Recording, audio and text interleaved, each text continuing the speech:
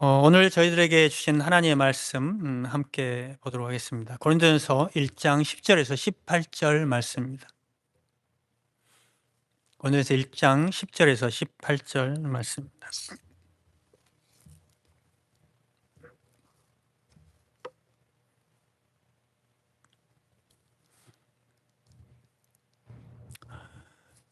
한 절씩 교독해서 받도록 읽도록 하겠습니다. 제가 먼저 읽습니다. 그런데 형제 자매 여러분, 나는 우리 주 예수 그리스도의 이름으로 여러분에게 권면합니다. 여러분은 모두 같은 말을 하며 여러분 가운데 분열이 없도록 하며 같은 마음과 같은 생각으로 뭉치십시오. 나의 형제자매 여러분, 글로의 집 사람들이 여러분의 소식을 전해주어서 나는 여러분 가운데 분쟁이 있다는 것을 알게 되었습니다. 다툼이 아니라 여러분은 저마다 말하기를 여러분은 저마다 말하기를 나는 바울 편이다, 나는 아볼로 편이다, 나는 게바 편이다, 나는 그리스도 편이다 한다고 합니다. 그리스도께서 갈라지셨습니까? 바울이 여러분을 위하여 십자가에 달리기라도 했습니까? 또는 여러분이 바울의 이름으로 세례를 받았습니까? 내가 여러분 가운데에서 그리스보와 가이오 밖에는 아무에게도 세례를 준 일이 없음을 하나님께 감사드립니다. 그러므로 아무도 나의 이름으로 세례를 받았다고 말하지 못할 것입니다. 내가 스데바나 가족에게도 세례를 주었습니다마는 그 밖에는 다른 누구에게 세례를 주었는지 나는 모릅니다. 그리스도께서는 세례를 주라고 나를 보내신 것이 아니라 복음을 전하라고 보내셨습니다. 복음을 전하되 말의 지혜로 하지 않게 하셨습니다. 그것은 그리스도의 십자가가 헛되이 되지 않게 하시려는 것입니다. 같이 읽겠습니다. 십자가의 말씀이 멸망하는 자들에게는 어리석은 것이지만 구원을 받는 사람인 우리에게는 하나님의 능력입니다. 아멘. 이제 사사기를 저희들이 마치고 이제 고린도 전후서의 말씀을 여러분과 나누려고 합니다.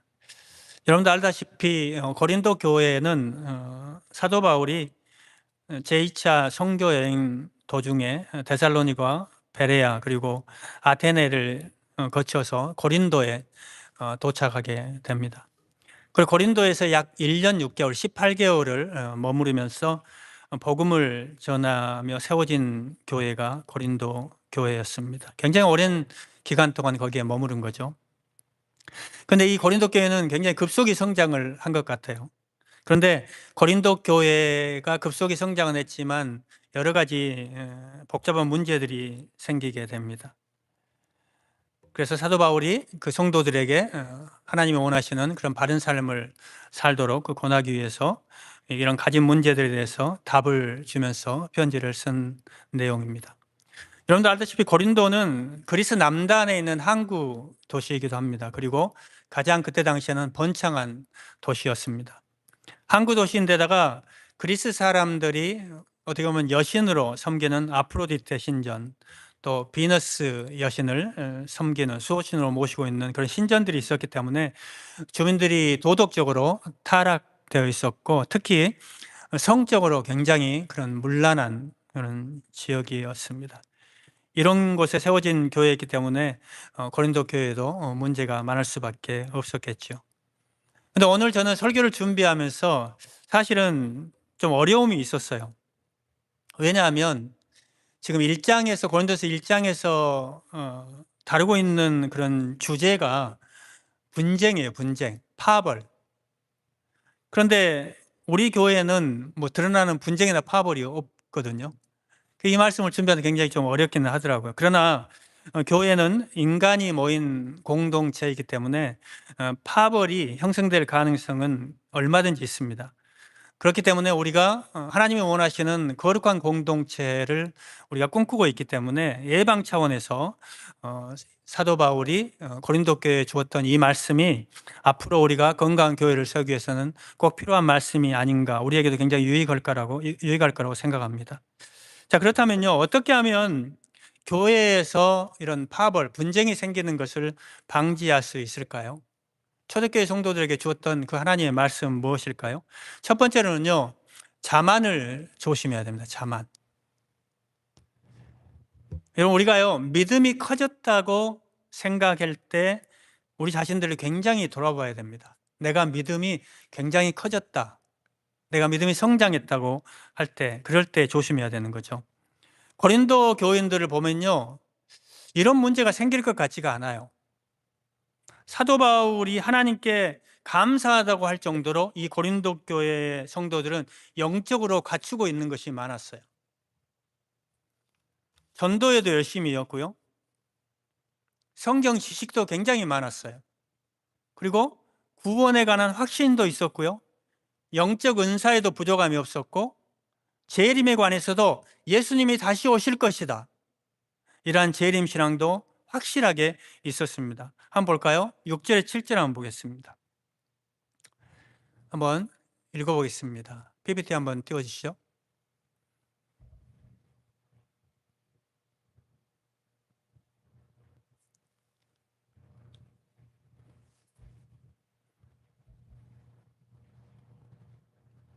PPT 없나요? 네. 네, 같이 읽겠습니다. 여러분은 그리스도 안에서 모든 면에 풍족하게 되었습니다. 이거 아닌데 6절에 7절 없어요? 예, 같이 읽겠습니다. 6절부터. 그리스도에 관한 증언이 여러분 가운데서 이렇게도 튼튼하게 자리 잡았습니다. 그리하여 여러분은 어떠한 은사에도 부족한 것이 없으며 우리 주 예수 그리스도의 나타내심을 기다리고 있습니다. 지금 뭐라고 얘기하는 거죠? 지금 사도 바울이 고린도 교인들 칭찬하고 있는 거잖아요. 그만큼 재림 신앙도 있었고 은사에 대해서도 부족한 것이 없다는 것이죠. 그런데 안타깝게도 이처럼 신앙적으로 잘 갖추어졌다는 사실이 이들에게는 뭐가 된 거예요? 교만이 된 거죠. 자부심을 가지게 된 거고요. 이런 교만이 어떻게 됩니까? 파당을 맞는 거고 분열하게 만드는 것이죠. 그래서 이것을 전체적으로 1장을 읽으면요, 느낄 수가 있습니다. 그러니까 우리 주위에서도 보면은요, 믿음이 자라면은 이게 이런 것들이 생겨요. 믿음이요, 연약하면 상관이 없어요. 그런데 믿음이 자라면서 서로 간에 성도 간에 갈등이 생기고 그 사람을 중심으로 해서 어떻게 됩니까? 그룹이 형성되는 걸 보게 되죠. 그 교회적으로 어떤 분이 열심히 사역을 해서 남에게 인정받고 영향력을 갖게 되면 어떻게 해요? 뭐 어떤 때는 목회자들에게도 비판적이 되고요, 그 사람을 중심으로 목회자에게도 반대하는 그런 그룹이 형성되는 걸 우리가 종종 보게 되잖아요. 그렇게 되면 우리는요, 우리 자신이 믿음이 커졌다고 생각했을 때, 자신이 교회에서 좀 큰 일꾼이 되었다고 생각했을 때 자신을 살펴서 편이 형성되지 않도록 해야 된다는 거죠. 이게 굉장히 중요한 말씀입니다. 자, 그러기 위해서는요, 우리가 교만하지 않기 위해서는요, 뭘 해야 되냐면요, 언어를 조심해야 돼요. 언어를, 말을. 내 말을 좀 살펴볼 필요가 있습니다. 사실 이렇게 분열이 생기는 데는요, 교만이 큰 역할을 합니다. 그리고 교만해지고 있는지 아닌지는 어디에 나타나면요, 우리 언어 생활에 나타나요. 예전하고는 다른 거예요. 내 말을 보면 알아요. 전에는 교회 생활에 만족했는데 비판적으로 되고요, 불만이 쌓이기 시작하면서 자신이 교만해지고 있다는 것을 감지해야 되는 거거든요. 교회는 달라진 것이 없는데 행복했던 교회 생활이 어떻게 돼요? 불만으로 바뀔 때에는 내가 교만해졌다는 뜻이에요. 이게 굉장히 중요한 원리라는 거죠. 그리고 오늘 말씀에서 또 하나 우리에게 말씀하는 건요, 하나됨을 추구하라는 거, 하나됨. 믿음이 자라서 교회에서 영향력 있는 사람이 되거나 이렇게 좀 지도자가 되면은요, 하나 되는 것을 어떻게 보면 목표로 삼아야 돼요. 하나 되는 것을. 다른 것이 아니라. 바울이 본문에서요, 고린도 교인들이 하나가 될 것을 간곡하게 부탁합니다. 한번 10절 보시겠어요? 오늘 본문인데요. 10절 한번 읽어보겠습니다. 그런데 형제자매 여러분, 나는 우리 주 예수 그리스도의 이름으로 여러분에게 권면합니다. 여러분은 모두 같은 말을 하며 여러분 가운데 분열이 없도록 하며 같은 마음과 같은 생각으로 뭉치십시오. 우리가 하나 되는 것을 우리가 추구해야 되는 것은요, 이것이 예수님의 간절한 소원이기 때문에 그렇게 돼요. 자, 요한복음 17장 21절도 한번 볼까요? 요한복음 17장 21절 한번 보겠습니다. 읽어보겠습니다. 아버지께서 내 안에 계시고 내가 아버지 안에 있는 것과 같이 그들도 하나가 되어서 우리 안에 있게 하여 주십시오. 그래서 아버지께서 나를 보내셨다는 것을 세상이 믿게 하여 주십시오. 예수님께서는 하나가 되는 것을 자신을 하나님이 보낸 분이라는 것을 증명하는 뭐로 삼는 거예요? 증거로 삼는 거예요. 여러분, 세상 사람들이요, 하나가 되는 것은 굉장히 어렵습니다. 우리가 그걸 보잖아요. 그냥 이익 때문에 잠시 협력하는 건 가능합니다. 그렇지만 이해관계가 없어지거나 손해가 된다고 생각하면 어떻게 되죠? 배신해요. 갈라섭니다. 여러분, 심지어는요, 부부 간에도 그냥 끊어져요. 그런데 우리 믿는 사람들은요, 한번 보세요. 나이, 사회적인 지위, 뭐 교육 정도가 완전히 다름에도 불구하고 어떻게 됩니까? 하나가 되는 것을 보면 이런 생각 안 드세요? 아, 이 사람들이 예수를 믿어서, 이 사람이 예수를 믿어서 그런 모양이다. 이런 생각이 들잖아요. 너무너무 다른데도 불구하고, 그러면서 우리가 예수님의 살아계심을 인정하게 되는 것이죠. 그 성격적으로 맞지 않는 부부도 그래요. 뭐 성격적으로 맞는 사람이 어디 있겠어요. 그런데 그 정말로 안 맞는데 행복한 부부 관계를 이루어가는 것을 보면, 아, 이 사람들이 예수 믿어서 그런 모양이다. 우리가 이렇게 인정하게 될 수밖에 없는 것이죠. 정말로 안 맞을 것 같은데 잘 사는 거예요. 우리가 분열될 때마다 우리는요, 입으로는 예수님이 하나님으로부터 온 분이라고 시인하지만 행동으로는 예수님이 하나님으로부터 온 분이라는 것을 부인하는 것이죠. 그렇기 때문에 우리는요, 하나 되는 것을 어떻게 보면 목표로 삼아야 됩니다. 그 교회 지도자들은요, 사역의 효율, 그리고 하나 되는 것, 이 두 가지 중에 하나를 선택해야 된다고 생각한다면 저는 하나 되는 것을 선택해야 된다고 생각합니다. 이걸 지금 사도 바울은 고린도 교인들에게 가르쳐 주고 있는 것이죠. 두 번째로는요, 나와 다른 스타일의 사람을 수용할 수 있어야 이 분쟁을, 이 파벌을 막을 수가 있습니다. 한번 따라서 해보시죠. 나와 다른 사람을 수용합시다. 나와 다른 사람. 여러분, 교회 안에서 이런 파당이 형성되는 것을 방지하기 위해서 다른 스타일의 사람을 어떻게 해야 돼요? 내가 받아들여야 돼요. 수용해야 돼요. 우리가요, 신앙적으로 어떤 사람을 존경하고 뭐 사랑할 수 있는 사람이 있다는 것은 굉장히 큰 축복입니다. 그렇죠? 내가 그 사람은 내가 본받고 싶어. 근데 신앙생활 하면서 본받을 만한 사람을 하나도 갖지 못하는 사람은 불행한 사람일 수 있죠. 그런데요, 여러분, 어떤 개인에 대한 사랑과 존경이 파벌을 가져오는 것을 굉장히 경계해야 돼요. 파당을 가져오는 것을. 내가 그 사람을 존경하고 내가 그 사람을 본받을 만하지만 그 일로 인해서 서로 간에 파벌이 생기면 안 된다는 것이죠. 그래서 왜냐하면 파벌을 만드는 것은, 파당을 짓는 것은요, 딱 이 말이에요. 다른 걸 다 여러 가지 얘기하지만 예수님보다 뭐예요? 그 사람을 더 좋아하는 거예요. 예수님보다 사람을 더 좋아한다는 뜻이에요. 고린도 교회도 파당이 있었는데 이건 특정 지도자를 선호하기 때문인 것을 우리가 알 수 있잖아요. 자, 11절 12절 보면 한번 볼까요? 오늘 본문인데요. 자, 어떤 파벌이 있었는지 한번 보시죠. 나의 형제자매 여러분, 글로의 집 사람들이 여러분의 소식을 전해 주어서 나는 여러분 가운데 분쟁이 있다는 것을 알게 되었습니다. 다름이 아니라 여러분은 저마다 말하기를 나는 바울 편이다, 나는 아볼로 편이다, 나는 게바 편이다, 나는 그리스도 편이다 한다고 합니다. 지금 뭐예요? 고린도 교회가 바울에 의하여 창립되었으니까 바울을 좋아하는 사람들이 있는 건 당연하죠. 그렇죠? 저는 당연하다고 생각해요. 바울이 세운 교회니까. 또한 예수님을 직접 모셨고 또 예수님의 수제자였던 베드로의 파도, 베드로를 존경하고 따르는 사람들이 있다는 것도 당연해요. 그리고 사도행전 18장에 나오는 아볼로, 굉장히 신사적이었잖아요. 그리고 지성적인 사람이거든요. 이런 매력이 있으니까 아볼로를 따르는 사람들도 있는 게 당연하죠.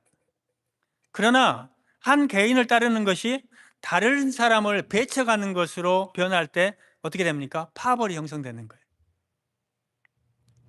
그래서 이러한 파벌에 식상한 사람들이 또 누구를 따른다고 합니까? 나는 그리스도파다. 우리는 예수님만 따른다고 해서 또 하나의 파당을 지금 고린도 교회가 형성하고 있잖아요.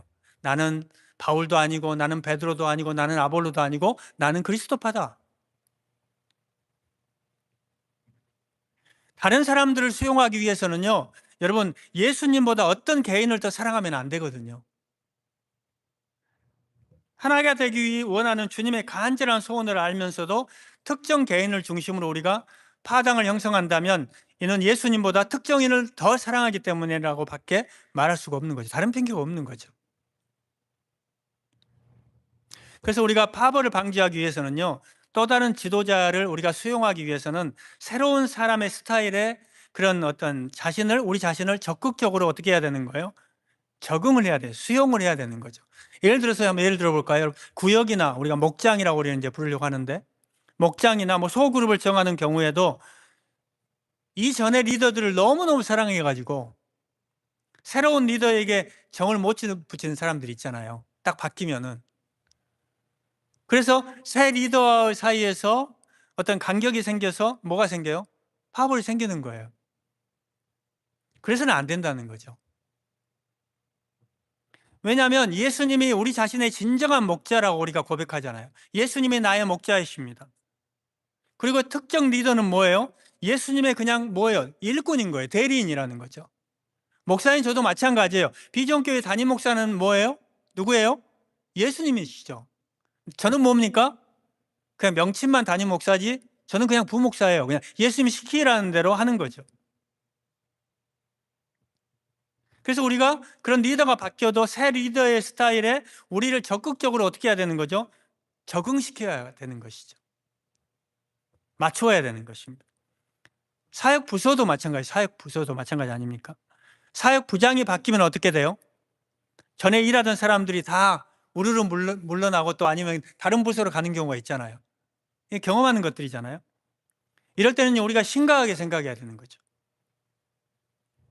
내가 특정 이 사역 부장과 일하는 것이 재미있어서 사역을 했는지 아니면 내가 주님을 위한 사역을 했는가?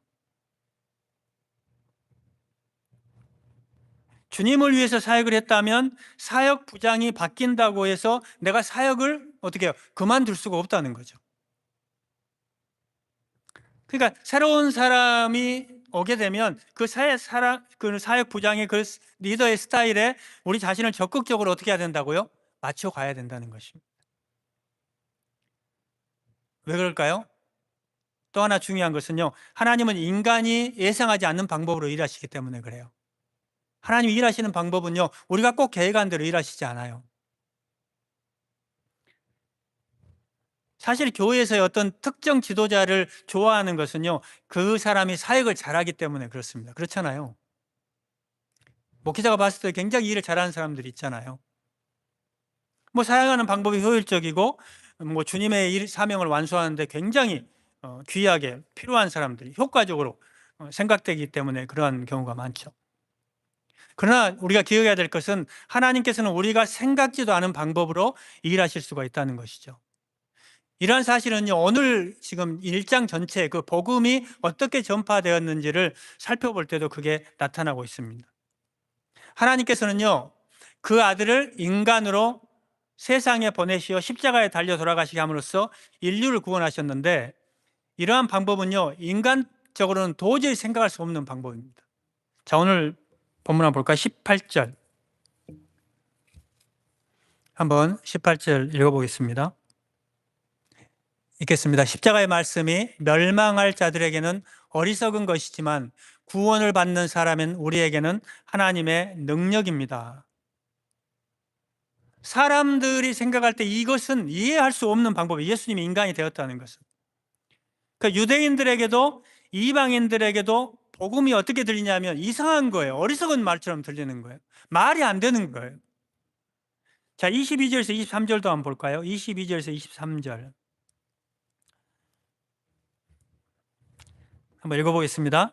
유대 사람은 기적을 요구하고 그리스 사람은 지혜를 찾으나 우리는 십자가에 달리신 그리스도를 전합니다.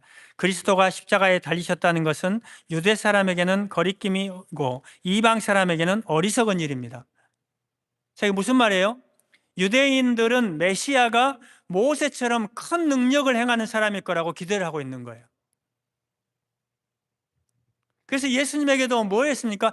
끊임없이 예수님이 메시아로 오셨다고 그러니까 끊임없이 뭘 요구했죠? 표징을 요구한 거예요. 기적을 요구한 거예요. 요한복음 6에서 3절에도 나오죠. 계속해서 기적을 보여주기를 원하는 거예요. 유대인들은 그걸 원했거든요. 모세와 같은 능력 있는 사람을 원했거든요. 그리고 유대인들은요, 나무에 달려 죽는 사람은요, 하나님의 저주를 받은 사람이라고 증거했어요. 신명기 21장 23절의 말씀입니다. 그렇기 때문에 십자가에 달려 죽은 평범한 인간인 예수가 고대하라던 우리 자기들이 기다리던 메시아라는 것을 유대인들은요, 믿을 수가 없는 거예요. 하나님께서 이런 방법으로 구원을 이루실 것이라고 믿을 수가 없었던 것이죠. 유대인들은 그렇다는 거예요. 그리고 이방인들은 뭘 했다고요? 지혜를 추구한 거예요. 지혜를.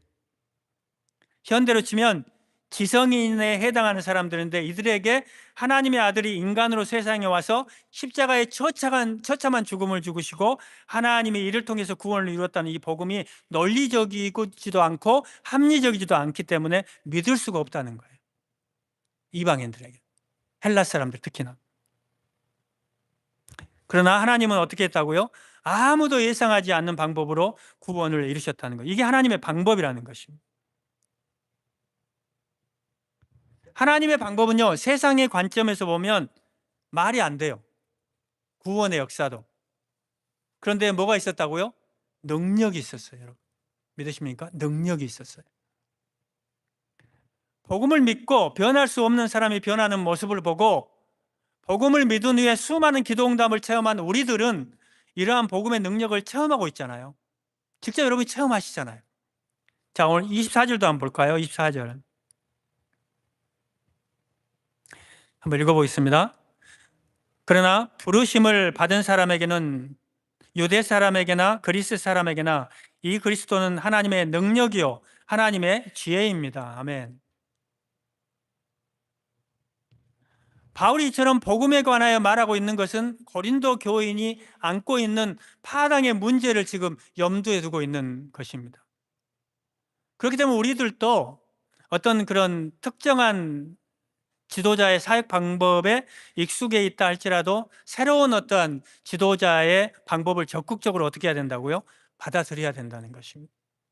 왜냐하면 하나님은 기대하지 않는 방법으로 일하시기 때문에 그렇다는 거예요. 기대하시지 않는 방법으로. 파당은요, 이런 분열은요, 새로운 것을 시도하는 그런 교회에서도 생길 수 있어요. 새로운 것을 시도하는 목회자에 동조하는 사람과 이거에 저항하는 사람들, 이렇게 갈릴 수도 있죠. 그러나 반대하는 분들은요, 사실은 특별한 이유가 있다기보다는 저는 새로운 것에 낯설기 때문이라고 그래요. 익숙하지 않으니까. 그렇잖아요. 그러니까 이런 사람들은 하나님께서 사람을 통해서 새로운 방법으로 일하실 수 있다는 가능성을 어떻게 하는 거예요? 닫아버리는 것이죠. 그냥 닫아버리는 거예요. 우리는 하나님께서 항상 우리가 기대하지 않는 방법으로 일하심을 기대하고 성경과 틀리지 않는 한, 성경과 틀리지 않는 한 적극적으로 지원해야 됩니다. 성경과 틀리면 안 되죠. 새로운 방법인데 성경과 안 맞아요. 그러면 거절해야 되는 거죠. 권유를 할 수 있는 거죠. 그러나 성경과 틀리지 않는 한, 현재 방법이 그리고 또 효과적인 방법이 아니거나 새롭게 시도하는 방법이 성경에 어긋난다. 그것이 어긋나지 않는다면은 반대하는 그런 파벌을 형성하지 말고요. 적극적으로 지원하고 새로운 방법에 자신을 적응시켜야 된다는 것입니다. 그것도 우리가 기억해야 될 것은요, 하나님의 능력은요, 약한 자로부터 더 잘 나타납니다. 약한 자로부터. 우리가요, 사실 이런 파벌을 형성하는 또 하나의 이유는요, 지도자의 자질에 민감하기 때문에 그래요. 우리는 알게 모르게 사람을 어떻게 합니까? 사회적 지위로 평가해요. 여러분 그렇잖아요. 딱 사회적 지위로 딱 평가합니다. 그 교회 사역을 맡길 때에도 새로 임명받은 사람이 이전 사람보다 좀 사회적인 지위에서 떨어진다고 생각이 되면 협조에 조금 소극적이고 또 자기가 했던 사역을 바꾸기도 해요. 근데 우리가 기억해야 될 것은, 꼭 기억해야 될 것은, 하나님께서는 우리 인간들이, 우리 사람들이 예상하지 않았던 방법으로 일하실 뿐만 아니라 예상하지 않았던 사람을 사용하시는 것을 알아야 됩니다. 우리가 그러잖아요. 이렇게 딱 비교하잖아요. 김 집사님이, 저 김 집사님이 이 집사님보다 더 나은데, 저기 박 권사님보다 김 권사님이 좀 더 나은데, 이런 식의 사고가 있기 때문에요. 이런 파당이 형성되고, 또 고린도 교인들에게 사도 바울은 이런 사실을 정확하게 지적하고 있는 것이죠. 예. 한번 26절에서 27절 한번 볼까요? 26절, 27절 읽어보겠습니다. 형제자매 여러분, 여러분이 부르심을 받을 때 그 처지가 어떠하였는지 생각하여 보십시오. 육신의 기준으로 보아서 지혜 있는 사람이 많지 않고 권력 있는 사람이 많지 않고 가문이 훌륭한 사람이 많지 않았습니다. 그런데 하나님께서는 지혜 있는 자들을 부끄럽게 하시려고 세상의 어리석은 것들을 택하셨으며 강한 것들을 부끄럽게 하시려고 세상의 약한 것들을 택하셨습니다.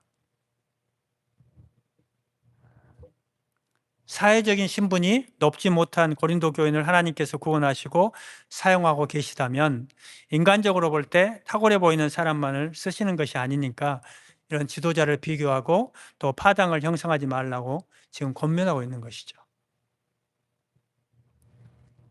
그렇기 때문에 우리도요, 교회 안에서 사회적인 신분이나 지위가 높은 사람을 선호하고 이로 인해서 이런 파벌이 형성되는 것을 굉장히 경계해야 되는 것이죠.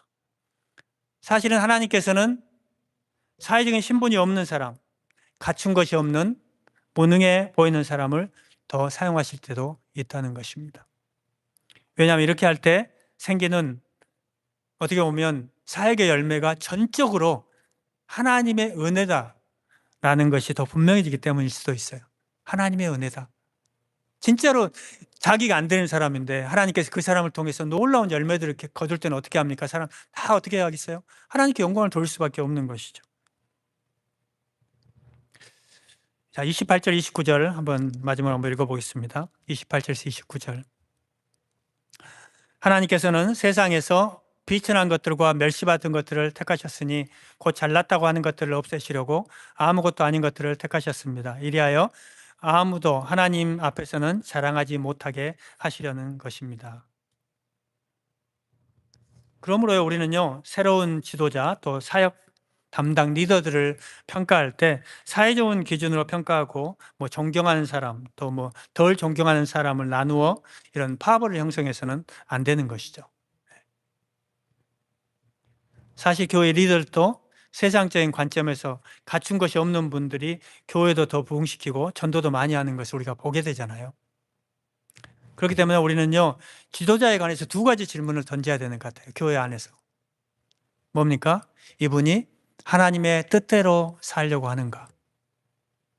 정말 하나님 뜻대로 살려고 노력하는 분인가? 그리고 둘째로 이분이 기도하는 분인가? 그리고 하나님의 말씀 그것에 맞춰서 살려고 하는가? 이것만 확실하다면은요, 이런 분들은 적극적으로 우리가 서포트하면서 약한 사람을 통해서 큰 일을 하시는 하나님의 능력을 체험하는 그런 일들이 있으셨으면 좋겠습니다. 여러분은 교회에서 어떤 사람입니까? 하나님의 말씀에 순종하여서 정말로 하나님이 원하시는 그러한 공동체, 교회 공동체를 꿈꾸며 또 우리 한 사람 한 사람이 우리 교회 안에서 주님이 원하시는 아름다운 믿음의 공동체를 하나님께 영광을 돌리며 만들어가는 그러한 사람이 되기를 원하십니까? 그렇다면요, 오늘 우리에게 들려주시는 이 메시지에 우리가 마음을 열어야 될 것입니다. 그래서 정말로 하나님이 원하시는 그러한 우리 비전교회가 앞으로 이 지역에서 주의 복음의 사명을 감당하는 그런 역사가 있기를, 여러분을 통해서 일어나기를 주의 이름으로 축원합니다. 기도드리겠습니다.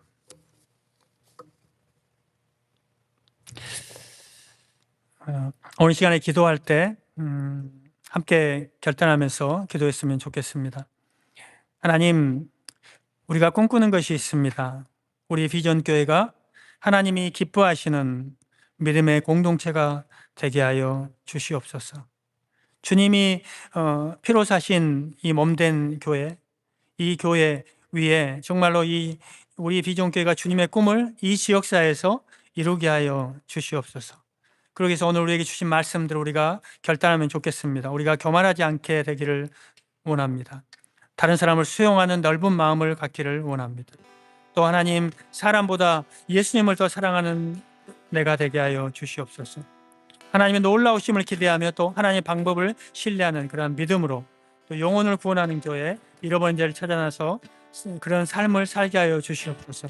하나님, 이 시간에 결단하면서 함께 동성으로 기도하겠습니다. 하나님 아버지, 감사합니다.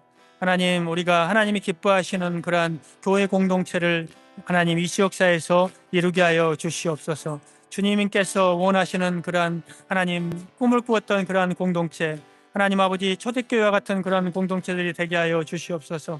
그러기 위해서 하나님 아버지 오늘 주신 말씀을 우리의 마음속에 받습니다. 교만하지 않게 하여 주시옵시고, 다른 사람을 하나님 넓은 마음으로 수용하는 나와 다른 사람을 수용할 수 있는 그런 마음을 허락하여 주시고, 사람보다 예수님을 더 사랑하는 그런 믿음을 더하여 주시옵시고, 하나님께서 행하실 그런 놀라우신 역사를 기대하면서 하나님의 방법으로 하나님 신뢰하는 믿음으로 하나님 우리가 이 지역사회 우리 교회를 통해서 하나님 죽어가는 영혼을 구원하는 그러한 교회, 잃어버린 자를 찾아나셔서 하나님 우리 한 사람 한 사람이 주님께 영광을 돌리는 그러한 삶을 한 주 동안도 살아내게 하여 주시옵소서. 그래서 하나님 아버지 다음 주에 모여서 함께 예배 드릴 때 우리의 삶 가운데 간증이 넘쳐나게 하시고 우리의 삶 가운데 주님 앞에 영광 돌리는 놀라운 역사들이 있게 하여 주시옵소서. 주여 감사드립니다. 예수님.